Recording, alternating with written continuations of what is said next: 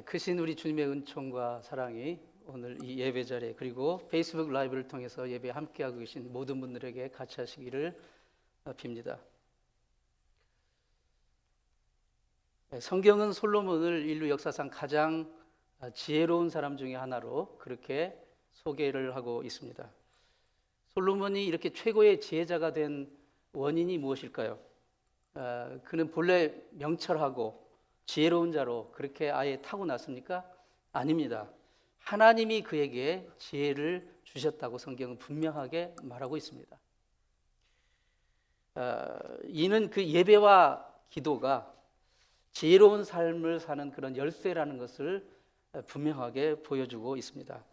예배와 기도는 우리 인생에 있어서 우리 삶을 있어서 그것을 생명력 있게 유지해주는 그런 귀중한 뿌리와 같다고 할 수가 있습니다. 사람들은 솔로몬이 누렸던 그 부귀영화, 그 지혜, 그것들을 부러워하며 열광합니다.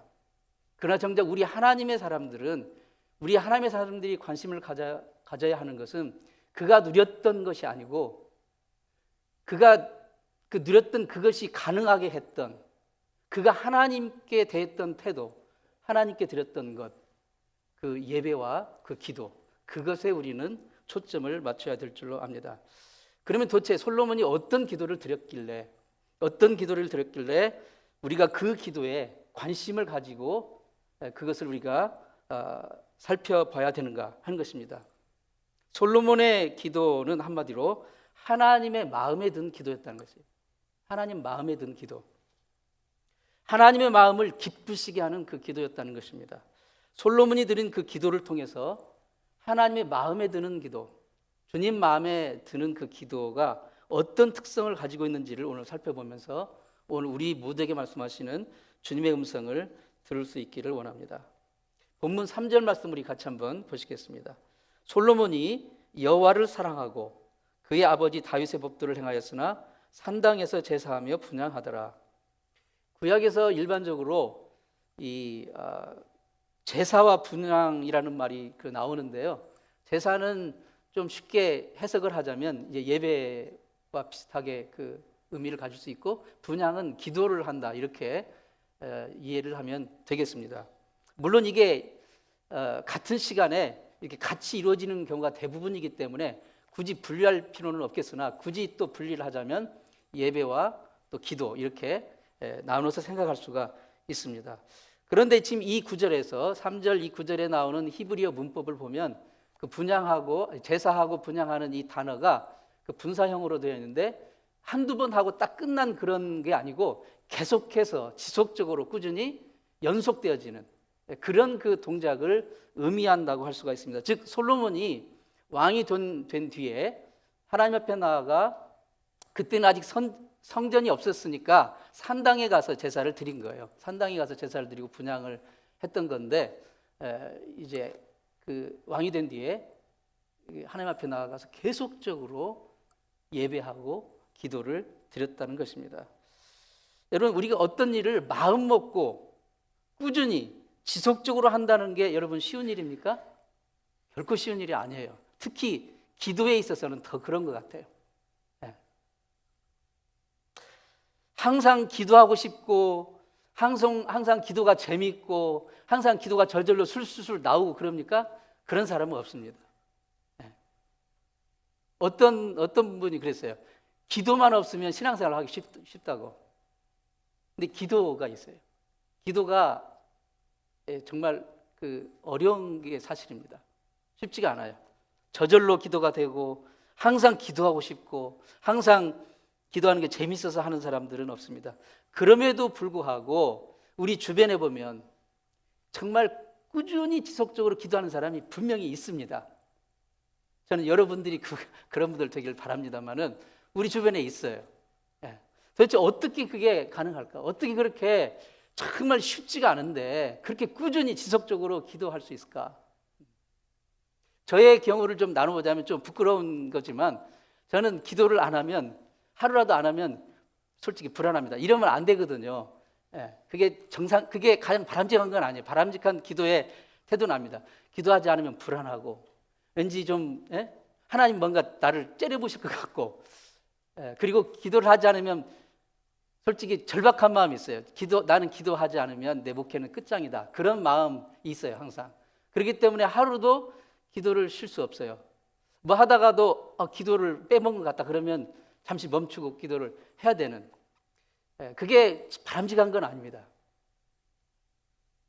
그러나 기도를 하고 에이 시간 낭비다 이런 생각을 해본 적은 없습니다. 여러분은 어떠신지요? 솔로몬의 경우는 어떤가 한번 보십시오. 솔로몬의 경우는 방금 읽으신 이 말씀 보면 솔로몬이 한번 같이 읽어볼까요? 시작. 솔로몬이 여호와를 사랑하고, 거기까지. 거기서 힌트를 얻을 수가 있어요. 거기서 힌트를 얻을 수 있어요. 무엇이 그로 하여금 꾸준하고 지속적으로 계속 예배하고 기도하게 했을까? 그것은 그가 하나님을 사랑했기 때문에, 하나님을 사랑했기 때문에 지속적이고 꾸준하게 기도할 수 있었던 거예요. 사랑했기 때문에. 여러분, 사람이 사랑에 빠지면 어때요? 나타나는, 누구나 공감할 수 있는 사실이 하나 있죠. 뭐예요? 사랑에 빠지면 사랑하는 상대를 자꾸만 보고 싶고 만나고 싶고 막 자꾸 얘기하고 싶고 그러잖아요. 안 그러면 그거 사랑하는 거 아닙니다. 사랑에 빠지면 막 하루에도 10번씩 만나고 싶고 보고 싶고 얘기하고 싶고. 사랑하면요, 한 소리 또 하고 한 소리 또 하고 해도 전혀 지루하지가 않아요. 옆에서 들으면 막 오글거리는 말도 안 되는, 논리적으로 말도 안 되는 소리를 막 자기들끼리 주고받으면서 해도 즐겁고 신나요. 행복해요. 사랑하는 사람끼리는요, 전화를 한번 붙잡으면 어때요? 막 3, 40분 그냥 하고도 전혀 지루한 줄 모르고 자세한 건 이따 만나서 얘기하고 끊습니다. 사랑하면 그렇게 되는 거예요. 사랑하면. 근데 사랑하지 않으면요, 1분 얘기하는 것도 지겨워요. 그렇죠? 아무래도 솔로몬은 젊었을 때 하나님과 그 사랑에 빠진 것 같아요. 그렇지 않고서 그 설명할 길이 없습니다. 사랑은 자꾸만 서로를 향해서 나아가게 합니다. 젊은 시절 솔로몬은 바로 그러한 하나님을 향한 사랑, 솔로몬이 여호와를 사랑하고 그 사랑이 있어요. 솔로몬이라는 말 자체가 그 하나님께 사랑을 입었다는 그런 그 말을, 그 이름, 솔로몬이 있거든요. 그 사랑이 그를 지속적으로 꾸준히 하나님 앞에 나가게 하고 그분을 뵙고 그분께 얘기하고 기도하고 대화했던 거예요. 그게 정말 가장 바람직한 기도의 모습이고 태도라고 저는 믿습니다. 저처럼 막 불안해서 그게 아니라 정말 그분을 사랑해서 그분과 만나서 대화하고 싶고 내 그 말도 안 되는 소리라도 그분께 다 털어놓고 얘기하는 것. 하나님을 사랑하는 그 사랑의 힘에 이끌려 주님 앞에 지속적으로 나가는 기도, 그게 바로 주님 마음에 맞는 기도입니다. 주님 마음에 드는 그 기도. 솔로몬은 그 기도를 드린 것 같습니다. 문제가 났을 때만 아쉬운 소리 하려고 주님께 부탁하는 그런 땜빵식 기도, 땜질식 기도가 아니라 하나님을 사랑해서 그 하나님을 사랑하는 그 사랑이 막 마음속에서부터 솟구쳐 올라서 지속적으로 그분 앞에 나아가며 그분 앞에 말하고 그분께 예배하고 그분께 기도하는 사랑의 미래를 나누는 그런 기도의 사람 되시기를 진심으로 축원합니다. 거기서 진정한 생명과 진정한 능력과 소망이 나오는 줄 믿습니다. 주님 마음에 드는 그 기도는 무슨 기도일까요? 그 특성은 두 번째로 오늘 본문 7절 말씀 같이 한번 읽습니다. 시작. 나의 하나님 여호와여, 주께서 종으로 종의 아버지 다윗을 대신하여 왕이 되게 하셨사오나 종은 작은 아이라 출입할 줄을 알지 못하고. 아멘. 솔로몬은 자기 자신을 가리켜 작은 아이라고 하죠. Little child. 작은 아이라고 그렇게 표현을 합니다. 심지어 출입할 줄도 모르는 사람이라고 그렇게 말하고 있어요. 출입할 줄을 모른다. 여기서 출입할 줄을 모른다는 것은 들어가고 나가고 하는 문자적으로 그렇게 해석할 게 아니고 인생 살면서 마땅히 내가 해야 될 일들을 어떻게 해야 될지를 모르겠다는 거예요. 영어로는 여기서 my duty라고 그렇게 표현했습니다. 내가 how to carry my duty. 내가 내 마땅히 해야 할 의무를 어떻게 감당해야 될지. 지금 왕이 되었잖아요. 젊은 나이에. 어떻게 해야 될지. 출입할 줄을 모르겠다고. 자신이 누구인지를 아는 그 겸손한 기도, 그 기도를 드린 거예요. 솔로몬은. 그게 주님의 마음에 드는 기도였던 거예요. 내가 누구인지를 언제나 아는. 많은 사람들이 왜 기도하지 않습니까? 또 기도를 한다 해도 금세 중단하고 그냥 손을 놔버리는 경우가 많이 있지 않습니까? 왜 그럴까요? 큰 이유 중에 하나는 습관성 교만, 습관성 태만, 습관성 건망증, 망각이. 마치 아직도 내가 뭔가 하나님 없어도 내가 다 할 수 있다라는 그 착각에 빠지는 거예요. 하나님과도 내 자신을 더 신뢰하려는 착각을 가지고 있는 거예요. 사람이 가장 겸손할 때가 언제입니까? 하나님 앞에 기도의 무릎을 꿇을 때입니다. 하나님께 진심으로 기도할 때, 그때 그 사람이 가장 겸손한 거예요. 내가 누구인지를 알고 겸손히 하나님 앞에 드리는 그 기도, 그 기도가 주님의 마음에 드는 기도예요. 솔로몬은 지금 그 기도를 드린 거예요. 하나님, 저는 작은 아이입니다. 내가 왕이 되었으나 나는 출입할 줄도 모르겠습니다. 저를 도와주세요. 저에게 지혜를 주세요. 여러분, 바로 우리가 그런 기도를 드려야 되지 않겠습니까? 하나님, 전 기도하지 않아도요, 제가 다 할 수 있어요. 근데 하도 목사님이 기도하라고 푸시하셔서 제가 목사님 얼굴 봐서 지금 한번 기도하는 거예요. 그렇게 기도하는 사람은 아무도 없습니다. 하나님, 정말 주님 도와주세요. 제가 가진 것으로 도저히 이게 지금 어떻게 할 수가 없네요. 주님, 내 힘으로, 내 능력으로 할 수 없습니다. 주님, 긍휼히 여겨 주세요. 이렇게 기도하는 것, 그것이 주님의 마음에 드는 기도라고 할 수 있습니다. 솔로몬이 왕위에 올랐을 때 그 학자들은 그가 20대 초반이라고 이렇게 해석을 합니다. 20대 초반이면 정말 혈기왕성할 때 아닙니까? 좀 한국말로 쇠도 씹어 먹을 수 있는, 정말 이 힘과 젊음, 패기, 그리고 왕이라는 그 막강한 권세, 그 모든 것을 가졌으니 뭐라도 자기 뜻대로 자기 마음대로 할 수 있지 않겠습니까? 그러나 솔로몬은, 주님, 나는 아이입니다. 아이에 불과합니다. 나는 내 인생을 어떻게 살아야 될지 모르겠고 이 나라를 어떻게 다스려야 될지 모르겠습니다. 이러한 그 기도가 하나님의 마음을 움직이는 거예요. 어떤 사람은 기도할 때 마치 자기가 하나님께 이미 미리 다 맡겨놓은 것처럼 막 다 그 맡겨놓은 거 내놓으라고 막 요구하는, 달라고만 하는 그런 경우가 있습니다. 사실 그것은 어리석은 기도죠. 하나님의 마음을 전혀 움직이지 못합니다. 주님의 마음에 드는 기도는 자신이 누구인지를 솔직하게 인정하고 내 한계와 무능을 인정하고 그리고 주님의 도심을 구하는 겸손한 기도. 이 겸손한 기도가 하나님의 마음에 드는 기도고 거기에서 참 생명과 능력을 그리고 지혜를 우리에게 주는 줄 믿습니다. 주님의 마음에 드는 그 기도의 그 특성으로 세 번째로는 본문 9절 말씀 보시겠습니다. 같이 한번 읽습니다. 시작. 누가 주의 이 많은 백성을 재판할 수 있사오리까? 듣는 마음을 종에게 주사 주의 백성을 재판하여 선악을 분별하게 하옵소서. 솔로몬이 그 구한 그 기도의 내용을 이제 들어가 보면 자기 자신의 부귀나 장수, 영화 이런 것을 구하지 않았어요.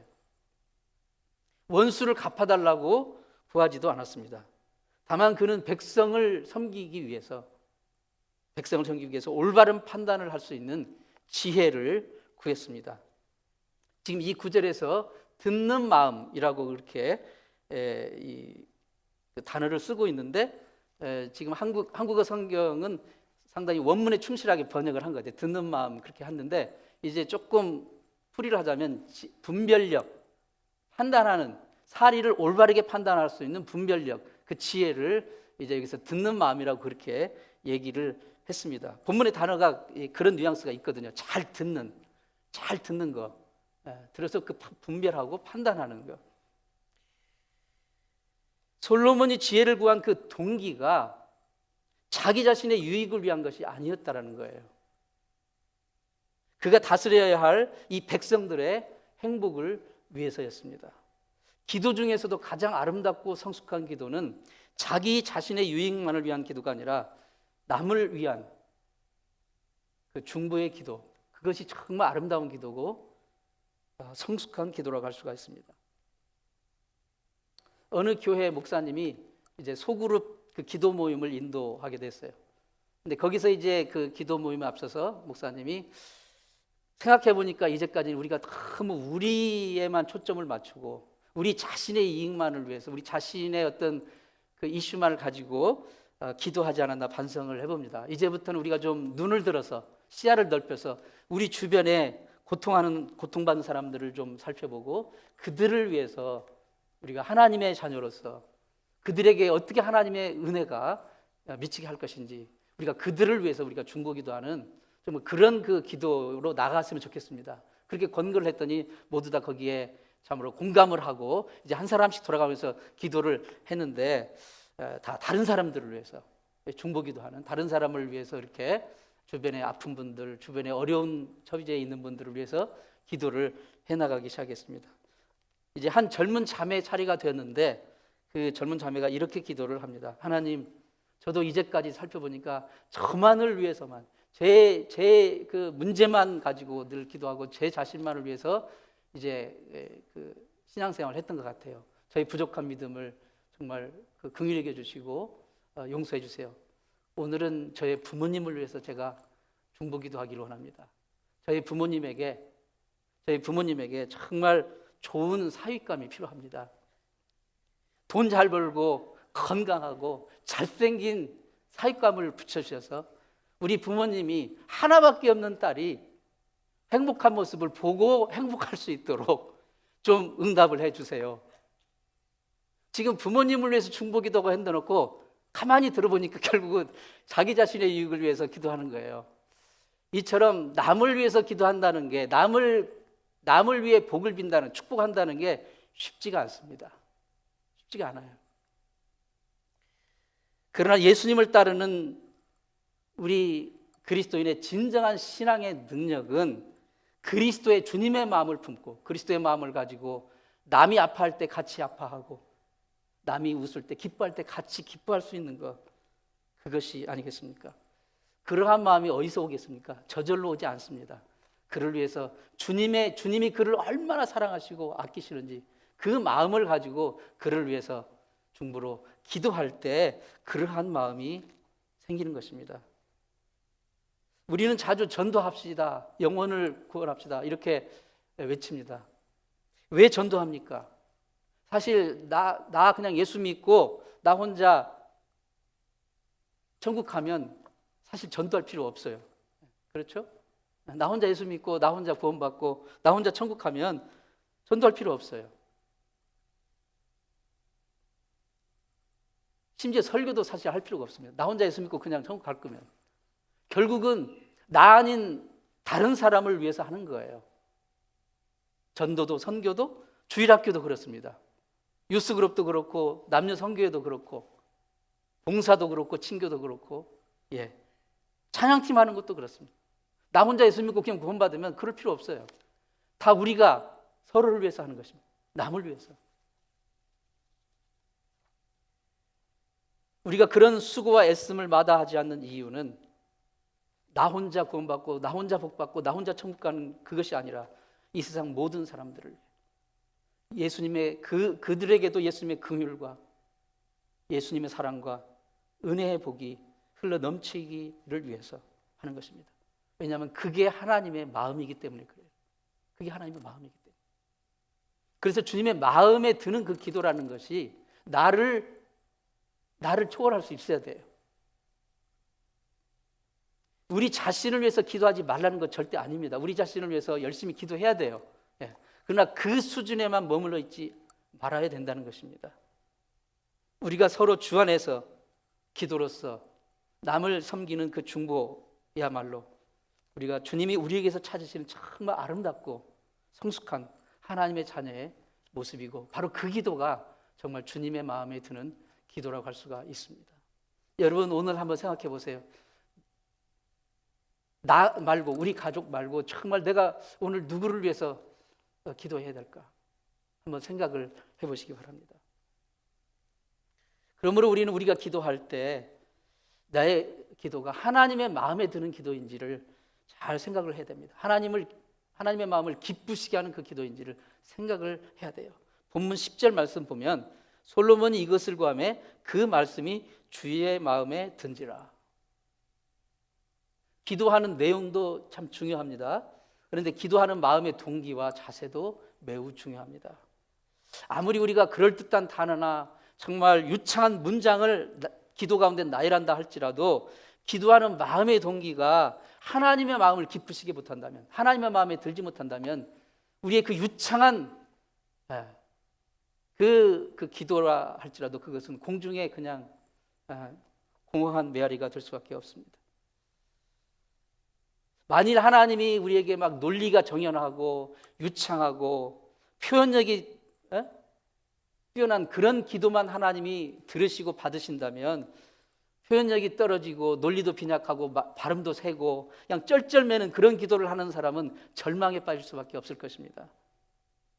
그러나 정말 그럼에도 불구하고 마음에 진심을 담아 진심으로 주님을 사랑하는 마음으로 끝까지 포기하지 않고 그 하나님을 사랑하는 그 사랑에서 나오는 그 지속성을 가지고 기도하고 나 자신의 행복이 아니라 남의 행복을 위해서 간구하는 그 기도를 주님은 기뻐하실 것입니다. 이렇게 주님 마음에 드는 기도를 드렸던 솔로몬은 하나님께 놀라운 축복의 약속을 보장받았습니다. 그리고 실제 그 복을 받았죠. 그가 구한 지혜롭고 총명한 그 마음은 물론 받았고, 하나님은 구하지도 않았던 부귀와 영화, 명예, 그것을 덤으로 주셨습니다. 그렇습니다. 우리의 기도가 주님의 마음에 들기만 한다면 우리에게 부어지는 하나님의 은총과 복은 정말 우리의 상상을, 우리의 기대를 초월하는 것이 될 것입니다. 하나님이 솔로몬에 약속하셨고 또 주셨던 그 축복은 대략 세 가지 정도로 조금 이게 정리를 할 수가 있는데요. 말 그대로 지혜의 복을 받았고요. 그 다음에 부귀 영화의 복을 받았어요. 그리고 세 번째로는 만남의 복을 받았습니다. 만남의 복. 솔로몬이 받은 지혜와 부요의 그 복은 익히 알고 있고 너무나도 유명하기 때문에 오늘은 생략하고 이 만남의 복, 이 부분을 조금 간략하게 좀 생각해 보기를 원합니다. 본문 다음에 이어지는 열왕기상 4장에 보면 사람들 이름이 쭉 나와요. 명단이. 그게 수많은 사람들이 당시 이스라엘에서 쟁쟁한 엘리트들의 명단이 쭉 나오거든요. 그 훌륭한 그 일꾼들의 사람이 나오는데 그게 다 솔로몬을 돕기 위해서 이제 선발된 사람들. 그러니까 하나님은 솔로몬에게 그를 돕는 수많은 인재를 적소적소에 붙여 주셨습니다. 즉 그에게 만남의 복을 주신 거예요. 아무리 솔로몬처럼 최고의 지혜를 가진 사람, 똑똑한 사람이라 할지라도 인생을 혼자 할 수가 없어요. 혼자 살 수가 없습니다. 정말 하나님께서 우리를 때에 따라 돕는 도움의 손길, 정말 귀한 돕는 사람을 붙여주셔야 우리는 복되고 승리하는 그런 삶을 살 수가 있습니다. 인간에게는 네 가지 중요한 만남이 있습니다. 첫 번째로는 부모 자식의 만남. 이것은 우리가 어찌할 수 없죠. 우리가 선택한 게 아니에요. 부모 자식의 만남은 태어나 보니까 누구 부모님 밑에서 태어난 거예요. 부모 자식의 만남이 있고, 두 번째로는 스승 제자의 만남, 그리고 친구 혹은 직장 동료의 만남이 있고, 네 번째로 배우자의 만남이 있습니다. 인생이 굉장히 복잡한 것 같아도 결국 이 네 가지 만남 안에서 다 이루어지고 있어요. 이 네 가지 만남 안에서. 여러분, 어떤 자녀가 정말 훌륭하고 부유한 부모 밑에서 태어나고 싶지 않겠습니까? 그러나 이것은 선택의 여지가 없어요. 어떤 제자가 훌륭한 스승 밑에서 배우고 싶지 않겠습니까? 어떤 직장인이 좋은 훌륭한 동료와 일하고 싶지 않겠습니까? 어떤 사업을 하는 사람이 훌륭하고 유능하고 충성스러운 그런 일꾼을, 직원을 두고 싶지 않겠습니까? 어떤 처녀 총각이 훌륭한 장래가 촉망되는 그런 배우자와 만나고 싶지 않겠습니까? 그런데 그 모든 여러 가지 만남 중에 내 마음대로 되는 만남은 하나도 없습니다. 우리는 좋은 만남을 갖기 위해서 이리 재고 저리 재고 고르고 선택하지만 결국 선택해놓고 보면 100% 여러분 만족할 수 있습니까? 그렇지 못해요. 그렇지 못합니다. 우리가 아무리 고르고 골라도 결국 선택하고 나면 감추어졌던 그 사람의 내면까지는 직접 경험해 보기 전까지는 알 수가 없기 때문입니다. 그렇기 때문에 하나님이 우리에게 만남의 복을 주셔야 되는 거예요. 모르니까. 좋은 사람인 줄 알고 친구로 사귀었는데 그 만남을 통해서 정말 어두운 절망의 수렁에 빠지는 경우도 우리는 많이 보게 됩니다. 우리는 만남의 복이 인생에서 얼마나 중요한 복인지를 정말 절감하게 되는 거예요. 절감하게 되는 거예요. 그렇기 때문에 우리는 인생에서 복된 만남을 하나님이 우리에게 주시는 축복이라고 하는 겁니다. 우리는 날마다 이 주님께 이 만남의 복을 위해서 기도해야 됩니다. 기도해야 돼요. 특히 우리 자녀들의 매일의 삶 속에서 이 귀한 만남의 복됨이 있도록 우리는 기도를 해야 됩니다. 우리 자녀들이 여러분 정말 집안에서 잘 키웠는데 밖에 나가서 잘못된 친구를 만나서 잘못된 만남을 통해서 그 인생이 영 삐뚤어지는 경우도 수없이 많지 않습니까? 우리가 그거 어떻게 할 수 있습니까? 기도해야 됩니다. 부모로서 정말 만남의 복을 위해서 기도해야 돼요. 우리 자신의 만남을 복을 위해서도 기도해야 되고요. 특히 우리 자녀들을 위해서 기도를 해야 됩니다. 사랑하는 성도 여러분, 오늘의 삶 속에서 어떤 어려움과 아픔이 있습니까? 앞뒤 캄캄하고 정말 사방으로 짓눌림을 느끼십니까? 하나님 앞에 솔로몬처럼 하나님 앞에 나아가십시오. 기도로 나아가십시오. 하나님을 사랑하는 그런 마음에서 우러나는 정말 지속적으로 드리는 기도가 되게 하십시오. 우리의 약점과 한계를 그분 앞에 털어놓는 것을 주저하지 마십시오. 사람에게 우리의 약점을 털어놓는 것은 약점을 잡힐 수가 있겠지만 하나님 앞에 우리의 약점을 털어놓고 우리의 한계를 털어놓고 우리의 정말 그 수치스러운 것을, 우리의 누추함을, 우리의 어리석음을 그분 앞에 다 토로하고 내려놓는 것은 절대 어리석은 것이 아니에요.